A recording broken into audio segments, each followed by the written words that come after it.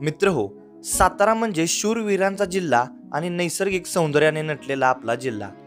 परंतु याच साताऱ्यातील आपण स्वतः एक्सप्लोर केलेली 5 अशी दडलेली आणि रहस्यमय मंदिरे आपण या व्हिडिओमध्ये घेऊन येणार आहोत. तर मित्रांनो, मी अनिकेत तिकडवे स्वागत करतो तुमचं आपल्या या भन्नाट व्हिडिओमध्ये. तर मित्र, इथून पुढे साताऱ्यातील 5 अशी दडलेली ठिकाणं आणि त्यांचे रहस्य संपूर्णपणे आपण या व्हिडिओमध्ये पाहणार आहोत. तर व्हिडिओला सुरुवात करूया. त्याआधीच व्हिडिओला एक लाईक करा, चॅनलवरती नवीन असेल तर सबस्क्राईब करा आणि व्हिडिओला आपण सुरुवात करूया. अहो ऐका 2 नंबरचं जे ठिकाण आहे ते एवढं रहस्याने भरलेलं आहे, तर ते ठिकाण पाहायला अजिबात विसरू नका.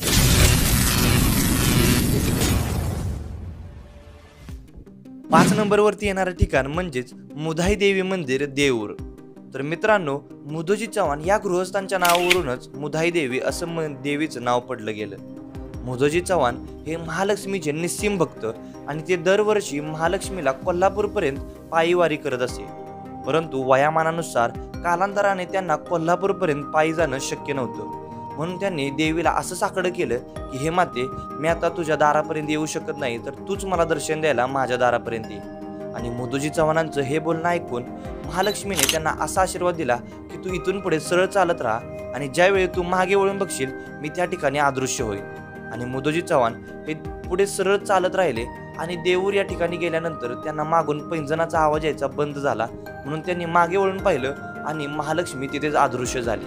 आणि अजूनही त्या खडकाच्या फटीमध्ये महालक्ष्मीचं ते मंदिर म्हणजेच महालक्ष्मीला समर्पित असलेलं हे मुधाई देवीचं मंदिर. तर मित्रांनो, या मंदिरात आत जाण्यासाठी एवढा छोटासा दरवाजा आहे की त्या दरवाज्यामध्ये कितीही भला मोठा मनुष्य आला तरी त्या दरवाज्यातून आत जातोच, असं या मंदिराची आख्यायिका आहे. तुम्ही सुद्धा महालक्ष्मीचे निस्सीम भक्त असाल आणि साताऱ्यामध्ये राहत असाल तर मुधाई देवी या मंदिराला नक्की भेट द्या. मित्रांनो, पुढे 4 नंबरवरती येणारं ठिकाण म्हणजेच भार्गवराम मंदिर धावडशी. तर मित्रांनो, येथील मंदिर श्री परशुरामांना समर्पित असलेलं मंदिर आणि श्री ब्रह्मेंद्र स्वामी म्हणजेच छत्रपती शाहू महाराजांचे गुरु असलेले व्यक्तिमत्व त्यांना देखील समर्पित असलेलं हे भार्गवराम मंदिर धावडशी. तर या मंदिरावरती मित्रांनो, मंदिराच्या कळसावरती आपल्याला कुस्तीचा आखाडा पाहायला मिळतो आणि अजूनही तिथे एक गुप्त खोली आहे आणि त्या खोलीमध्ये लाल माती अजूनही आपल्याला पाहायला मिळते. तसंच या मंदिरामध्ये एक छोटीशी असं भुयार आहे आणि त्या भुयारामध्ये आतमध्ये गेल्यानंतर महादेवांची एक पिंड आणि छोटाशी नंदीची एक मूर्ती आपल्याला पाहायला मिळते. तर त्यासोबतच या मंदिराचं जे दगडी बांधकाम आहे ते एवढं कोरीव आणि घडीव बांधकाम आहे की ते एकदम बघण्यासारखंच आहे. आणि या मंदिराच्या कळसावरती 4ही बाजूने दशावतार कोरलेले आहेत, ज्यामध्ये वामन अवतार, मत्स्य अवतार, वराह अवतार असे अनेक अवतार आपल्याला पाहायला मिळतात. आणि बाजूला ज्या मंदिराच्या 3 तलाव पाहायला मिळतात, त्यामुळं हे मंदिर नैसर्गिकरित्या देखील एकदम सजलेलं आहे. तर तुम्ही देखील साताऱ्यात राहत असाल आणि जर तुम्हाला हे मंदिर पाहायचं असेल तर नक्की भेट देऊ शकता. पुढे 3 नंबरवरती येणारं ठिकाण म्हणजेच पाटेश्वर मंदिर सातारा. श्री शंभू महादेवांना समर्पित असलेलं हे मंदिर आणि या मंदिरामध्ये बोटाच्या पेरापासून ते हजारोंच्या संख्येत शिवलिंग तुम्हाला पाहायला. मित्रांनो, या ठिकाणी काही गुहा देखील आहेत, प्राचीन गुहा. त्या गुहांमध्ये ही शिवलिंग आपल्याला पाहायला मिळतात. आणि या ठिकाणी एक अग्निवृष नावाची एक मूर्ती आपल्याला पाहायला मिळते, जी समोरून बघता एखाद्या दाढीधारी मनुष्यासारखी दिसते आणि बाजूने बघितल्यानंतर महादेवांच्या नंदीसारखी दिसते. तर अशा अनेक वेगवेगळ्या कलाकृती असलेल्या मूर्त्या तुम्हाला या ठिकाणी पाहायला मिळतील. आणि या ठिकाणाचं रहस्य असं की या ठिकाणी पूर्वी शिल्पकलेची शाळा भरली जायची आणि त्यामुळेच या ठिकाणी सरावादरम्यान कोरल्या गेलेल्या या मूर्त्या आपल्याला हजारोंच्या संख्येत पाहायला मिळतात. तर मित्रांनो, तुम्ही देखील महादेवांचे निस्सीम भक्त असाल तर पाटेश्वर या मंदिराला एकदा नक्की भेट द्या, कारण हे मंदिर खूप लौकिकता असलेलं मंदिर आहे. 2 नंबरवरती येणारं रहस्यमय ठिकाण म्हणजेच धारेश्वर मंदिर पाटण. तर मित्रांनो, साताऱ्यातील पाटण या ठिकाणी वसलेलं हे धारेश्वरचं मंदिर श्री शंभू महादेवांना समर्पित आहे.